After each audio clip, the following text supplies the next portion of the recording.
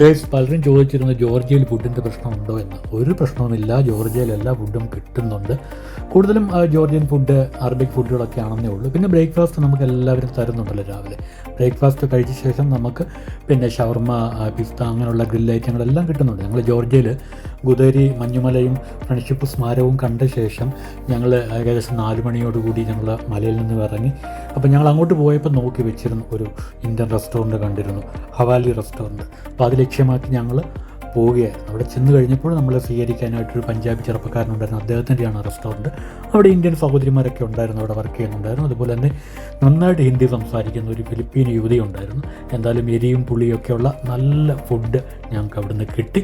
അപ്പോൾ നമ്മൾ തിരിച്ചു വരുന്ന സമയത്ത്, ഇപ്പം ഗുദേരി മഞ്ഞുമലയുടെ തിരിച്ചു വരുന്ന സമയത്ത് നമുക്ക് വലതുഭാഗത്തായിട്ട് ഈ റെസ്റ്റോറൻറ്റ് കാണാൻ സാധിക്കും. അതിന് താഴെയായിട്ട് കോട്ടയ്ക്കൽ മസാജ് സെൻ്ററൊക്കെ കാണാമായിരുന്നു. അപ്പോൾ എന്തായാലും നല്ല ഫുഡ് കഴിച്ച ശേഷം ഞങ്ങൾ അവിടുന്ന് വളരെ സന്തോഷത്തോടെ മടങ്ങി.